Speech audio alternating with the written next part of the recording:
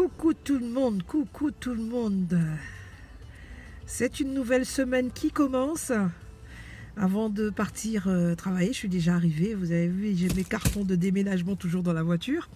Je vous salue et je voudrais vraiment vous encourager pour cette nouvelle semaine. Vous rappeler que c'est une grâce de Dieu. Nous sommes en vie pour cette nouvelle semaine qui est le 11 février 2019. Et se rappeler que voilà, ce matin encore, nous avons le souffle de vie et nous ne devons pas négliger nos journées si nous voulons voir cette année être une année de bénédiction, de grâce.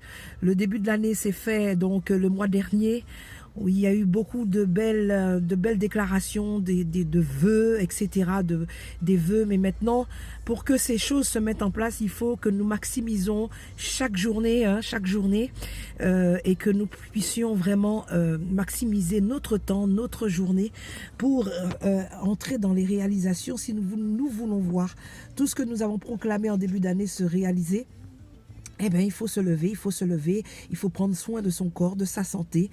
Il faut aussi, pour ceux qui ont de grands projets, il faut aussi établir un plan de travail pour avancer et arriver jusqu'à la réalisation.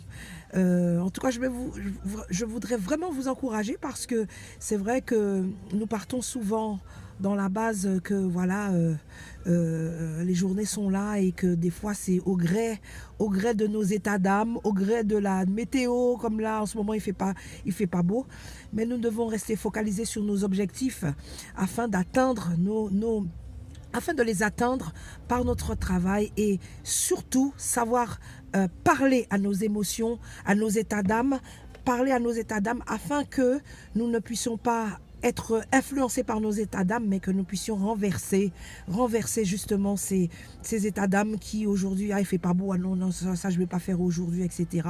Fixez-vous vos objectifs, qu'il fasse beau, qu'il fasse froid, atteignez votre but, atteignez vos objectifs.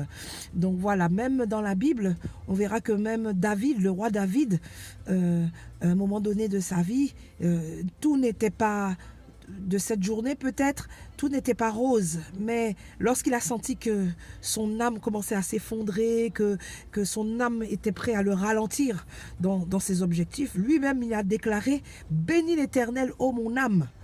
Il a parlé à son âme pour que son âme puisse bénir l'Éternel et ne pas rester focalisé sur les circonstances, sur les choses qu'il est en train de voir qui l'alourdissent, mais il a commencé à parler à son âme. Alors ce matin, et pendant toute cette semaine, parle à ton âme, parle à ton âme. De toute façon, il fera beau cette semaine. Déjà, c'est déjà un grand point. J'ai vu la météo, il fera beau. Donc, parlez à votre âme. Donnez à votre âme de se ressaisir à partir de la parole de Dieu. Donnez à votre âme vraiment de se ressaisir et atteignez vos objectifs. C'est une nouvelle semaine. Nous avons la vie.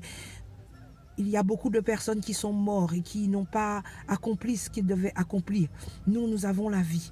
Donc, vraiment, maximisons notre temps. Et surtout, parlons à nos états d'âme. Renversons nos états d'âme pour pouvoir atteindre nos objectifs dans chaque journée de cette semaine. Que Dieu vous bénisse. Je vous laisse sur ces quelques mots. Je vous aime très, très fort. Et laissez-moi aussi vos témoignages. À très bientôt, à très, très bientôt.